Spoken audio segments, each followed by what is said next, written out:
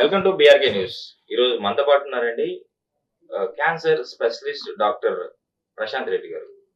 ఈరోజు సార్తో మనం ఎందుకున్నామంటే సర్వైకల్ క్యాన్సర్ అండి. సర్వైకల్ క్యాన్సర్ చాలా మందికి తెలియకుండానే సర్వైకల్ క్యాన్సర్ వస్తుంది. సో సర్వైకల్ క్యాన్సర్‌లో వచ్చినప్పుడు బేబీకి బర్త్ ఇవ్వచ్చా లేదా? సో నిజంగా వాళ్ళు కన్సీవ్ అవుతారా లేదా? ఇట్లాంటి చాలా విషయాలు నాకు డౌట్‌లున్నాయి. ఆ డౌట్‌లన్నీ ఈరోజు సార్‌ని అడిగి తెలుసుకుందాం. నమస్తే సార్. నమస్కారం అండి. Sir cervical cancer. Cervical cancer వచ్చిందంటే వాళ్ళు అంటే ఏ పనులు చేయొద్దు. తర్వాత లైఫ్‌లో అంటే మామూలుగా మనము ఈ సర్కిల్ ఒక సర్కిల్ ఉంటది కదా సార్. మెన్ అండ్ ఉమెన్ సర్కిల్‌లో పార్టిసిపేట్ కూడా చేయకూడదు అని చెప్పేసి కూడా కొంతమంది అంటా ఉంటారు. సో దానివల్ల మెనుకు కూడా వస్తదంటారు. ఇది ఎంతవరకు correct? First of all cervical cancer అనేది సర్విక్స్ అనేది గర్భసంచి ముఖద్వారం అంటారండి. చాలా మందికి చాలా కన్‌ఫ్యూజన్. ఎందుకంటే దీన్ని సర్వైకల్ స్పైన్ అంటారు. సర్వైకల్ క్యాన్సర్ అని చాలా మందికి confusion. Okay. First of all cervix ఏంటంటే గర్భసంచిలో కింద భాగం అన్నమాట. ఓకే. గర్భసంచి ఆడవాళ్ళలోనే ఉంటది కాబట్టి యెస్. అది ఆడవాళ్ళలోనే వచ్చే క్యాన్సర్ అది. ఓకే. ఫస్ట్ ఆఫ్ ఆల్ ఇది ఆహ్, ఇదొక నాలెడ్జ్ ఉండాలన్నమాట. ఓకే. అది కాకుండా ఈ సర్వైకల్ క్యాన్సర్ అనేది ఆహ్, ముఖ్యంగా ఏందంటే ఒకప్పుడు మన భారతదేశంలో కామన్ క్యాన్సర్ అండి. ఆడవాళ్ళలో రొమ్ము క్యాన్సర్, సర్వైకల్ క్యాన్సర్. ఇప్పుడు రొమ్ము క్యాన్సర్ కామన్ అయింది. సర్వైకల్ క్యాన్సర్ సెకండ్ కామన్ అయింది. కానీ రూరల్ సెటప్‌లో అంటే మన బ్యాక్వర్డ్ ఏరియాస్ ఏవైతే ఉన్నాయి పల్లెటూరులో గదా! జాయిన్ అయ్యారు. పల్లెటూర్లలో ఇంకా బ్యాక్వర్డ్ ట్రైబల్ పాపులేషన్‌లో అక్కడైతే ఇంకా సర్వైకల్ క్యాన్సరే ఎక్కువగా కనిపిస్తుందండి. ఓకే. అది కామన్ రొమ్ము క్యాన్సర్ కన్నా. ఓకే. దురదృష్టవశాత్తు ఏందంటే ఈ సర్వైకల్ క్యాన్సర్ అనేది ఆహ్, మనకి అవగాహన లేకపోవడం వల్ల ఏందంటే ఇది ప్రివెంటబుల్ క్యాన్సర్. అసలు రాకుండా అతి కొద్ది క్యాన్సర్‌లు ప్రివెంట్ చేయొచ్చు. ఓకే. నివారించొచ్చనమాట. సూపర్. సర్వైకల్ క్యాన్సర్ అదొకటి. అందులో వస్తది. ఓకే. రెండోదేంటంటే ముందుగానే కనుగొనొచ్చు. Early detectable. ఓకే. ఇదే గాకుండా క్యూరబుల్ అంటే ఓకే. నయం చేసుకోవచ్చు. ఓకే. కాకపోతే ఫస్ట్ గాని, సెకండ్ స్టేజ్‌లో గాని మనం డయాగ్నోస్ చేయగలిగితే మొత్తంగా క్యూర్ అయ్యేదానికి ఛాన్సెస్ ఉంటదండి. ఓకే. దురదృష్టవశాత్తు ఈ అవగాహన అనేది లేదు. బట్ ఇప్పుడేంటంటే కొత్తగా ఇనిషియేటివ్ తీసుకుంటున్నారు గవర్నమెంట్ ఆఫ్ ఇండియా. ఈ ఎస్పెషల్లీ చిన్న పిల్లలు ఎవరిలో 9-14 సంవత్సరాల మధ్య బాలికలైతే ఎవరుంటారో వాళ్ళల్లో ఈ సర్వైకల్ వ్యాక్సిన్ యాక్చువల్లీ ఇది హ్యూమన్ పాపిలోమా వైరస్ అనే దానికి వ్యాక్సిన్ ఇది. హెచ్‌పివి. హెచ్‌పివి వ్యాక్సిన్ అనేది ఇస్తున్నారనమాట. 2 డోసులుంటాయి ఆ ఏజ్‌లో అయితే. ఓకే. ఆ 14-25 సంవత్సరాల మహిళలకైతే 3 డోసులు ఇవ్వాల్సొస్తది. ఈ డోస్ ఇవ్వడం వల్ల ఏందంటే, ఈ హెచ్‌పివి ఇన్ఫెక్షన్ అనేది రాకుండా ఉంటుంది ఆ మహిళల్లో. ఓకే. 90% గర్భసంచి ఈ సర్వైకల్ క్యాన్సర్ కారణం ఏందంటే హెచ్‌పివి వైరస్. ఓకే. అది రాకుండా సో, ఈ హెచ్‌పివి వైరస్ అనేది ఎట్లా వస్తుంది? ఇది చాలా కామన్‌గా ఉండే వైరస్. ఎస్పెషల్లీ ఇదేంటంటే సెక్షువల్లీ ట్రాన్స్‌మిటెడ్ అనమాట. ఓకే.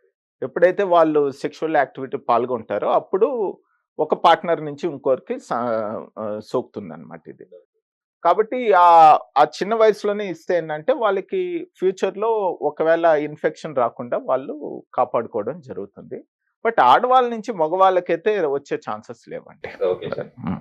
సార్ ఇప్పుడు సర్వైకల్ క్యాన్సర్ ఉన్న వాళ్ళకి పిల్లలు పుట్టే అవకాశం ఉందా? ఒకవేళ ఆ టైంకే తను ప్రెగ్నెంట్ అయితే హ్మ్. బేబీకి బర్త్ ఇవ్వొచ్చా? ఇది యాక్చువల్‌గా అండి సర్వైకల్ క్యాన్సర్ అనేది స్టేజ్‌ని బట్టి ఉంటుందండి. ఆహ్, మొదటి దశలో గూడా 1A అని ఉంటుందనమాట. చాలా తక్కువ. అప్పుడప్పుడే స్టార్ట్ అయిందనుకోండి. ఓకే. ఆ టైంలో ఏందంటే మనం గర్భసంచి మొత్తం తీయాల్సిన అవసరం లేదు ఆ స్టేజ్‌లో. ఓకే. అప్పుడేందంటే ఆ కోనైజేషన్ అంటారనమాట. ఆ ఉన్న భాగం చుట్టూ ఉండేది అది తీసేస్తే సరిపోతుంది. ఓకే.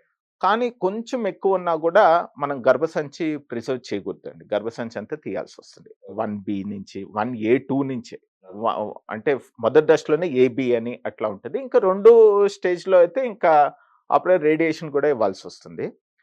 సో, మనము ఆ మహిళకి ఒకవేళ 1 స్టేజ్‌లో గాని బయటపడినట్టయితే, మనం గర్భసంచి ప్రిజర్వ్ చేసుకోవడానికి అవకాశం ఉంటది. ఒకవేళ 1A2లో గూడా అంటే చాలా తక్కువున్నప్పుడే. ఓకే. కొంచెం ఎక్కువున్నా కూడా ఫస్ట్ స్టేజ్‌లోనే 1బిలో అయితే మటికి గర్భసంచి తీయడమే ప్రిజర్వ్ చేయడం జరగదు. ఆ స్టేజ్‌లో వాళ్ళకి మనం అది చేసి వాళ్ళు ప్రెగ్నెంట్ అయ్యేదానికి గూడా ఛాన్సెస్ ఉంటుందన్నమాట. ఆ! సరే ఇప్పుడు మీరు చెప్పినట్టు ఇందాక అంటే ఫస్ట్ స్టేజ్, సెకండ్ స్టేజ్‌లో మనము గుర్తిస్తే ఈజీగా మనం క్యూరబుల్ అంటున్నారు. సో, ఎలాంటి సింప్టమ్స్ ఉంటే మనం దీన్ని అంటే ఈ ప్రాబ్లమ్ వస్తుందని చెప్పేసి మనం గుర్తించొచ్చు? ముఖ్యంగా ఈ సర్వైకల్ క్యాన్సర్‌లో ఫస్ట్ సింప్టమ్ అండి. ఆహ్, భార్యాభర్త కలిసిన తర్వాత బ్లీడింగ్ కనిపించడం. అంటే పోస్ట్ కాయిటల్ బ్లీడింగ్ అంటారన్నమాట. డ్రాప్స్ కొంచెం బ్లీడింగ్ కనిపించడం. అది ఉంటే మటుకు వాళ్ళు జాగ్రత్త పడాలండి. ఇమ్మీడియేట్‌గా డాక్టర్‌ని సంప్రదించాలి. అది చాలా ఎర్లీ సింప్టమ్ అన్నమాట. కొంచెం కొంచెం ఎక్కువ తెలుపు రావడము, ఎక్కువ బ్లీడింగ్ కావడము, ఇవన్నీ కామన్ సింప్టమ్స్ ఉంటాయి. కొంచెం స్టేజ్ ఎక్కువైందంటే నడుము నొప్పి రావడము. హ్మ్. ఇంకా ఎక్కువ స్టేజ్ పెరిగిందంటే మోషన్‌లో ప్రాబ్లమ్ రావడము, యూరిన్‌లో ప్రాబ్లమ్ రావడము, యూరిన్‌లో బ్లీడింగ్ రావడం ఇట్లాంటియన్నీ స్టేజ్ పెరిగే కొద్దీ ఎక్కువ సివియర్ అవుతాయండి.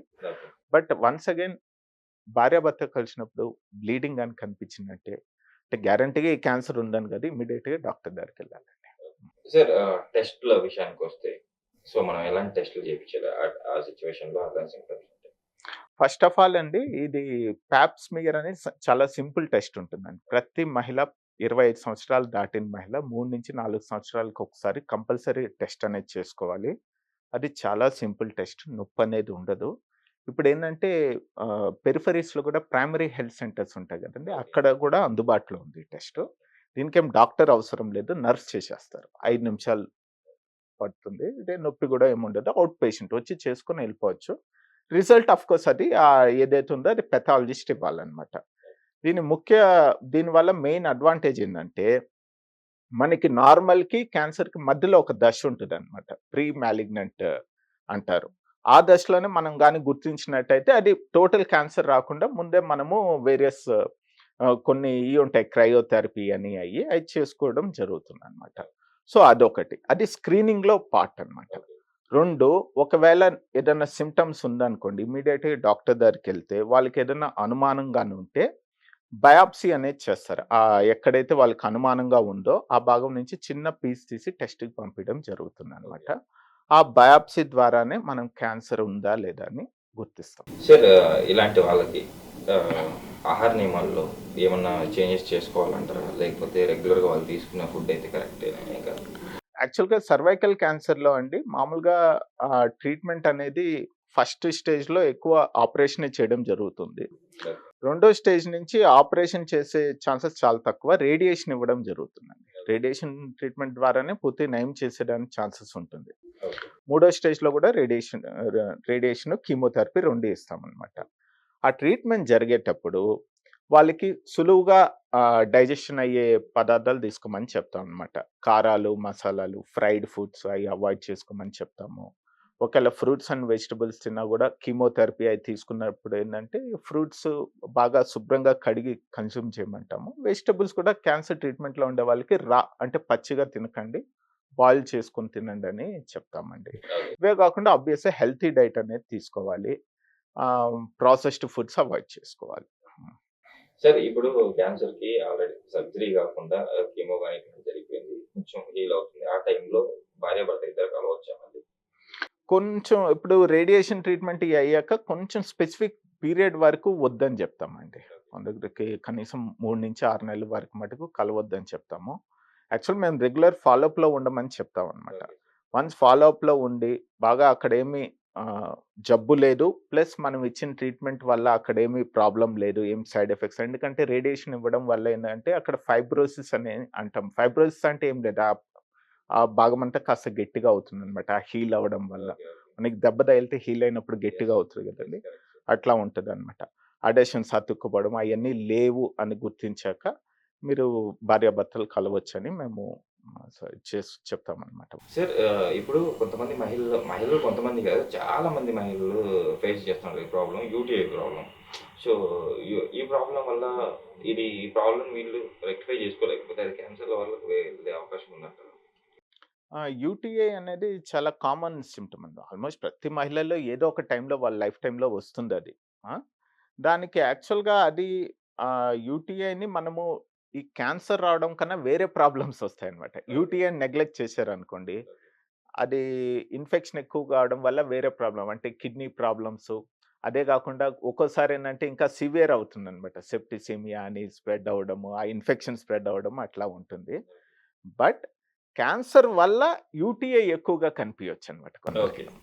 చాలా మందికి ఎందుకంటే ఎక్కువగా యూటీఐ వస్తుందనుకోండి, ఆహ్, ముక్ వేరే కారణాలు కామన్ ఉంటాయి. బట్ కొంచెం తక్కువ కామన్ అంటే క్యాన్సర్ వల్ల గూడా ఎక్కువ యూటీఐ రావచ్చనమాట. కాబట్టి ఆ ఫర్దర్ టెస్ట్‌లు చేస్తామనమాట. ఎందుకు ఈ మహిళకి ఎక్కువ యూటీఐ వస్తుంది ఏంటి అని చూడడం వల్ల ఒకవేళ స్టోన్ ఉండుండొచ్చు.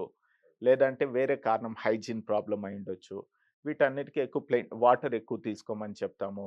భార్యాభర్త కలిసిన తర్వాత బాగా క్లీన్‌గా ఉంచుకోవాలని చెప్తాం. మెన్‌స్ట్రువల్ హైజీన్ అంటారు గదా! ఆడవాళ్ళలో అది ప్రాపర్‌గా ఫాలో కమ్మని చెప్తాం. అయనేది అడ్వైస్ చేయడం జరుగుతుంది. నిజంగా సార్ చాలా మందికి ఈ డౌట్ ఉన్నది. ఆ డౌట్ మన వాళ్ళందరికీ క్లారిఫై అయిందనే చెప్పేసి నేను అనుకుంటున్నాను. నిజంగా సార్ ఈ రోజు మన ప్రేక్షకులకి చాలా చక్కగా ఇచ్చారు సర్వికల్ క్యాన్సర్ పైన. సో ఇంత మంచి ఇన్ఫర్మేషన్ ఇచ్చినందుకు thank you. Thank you very much.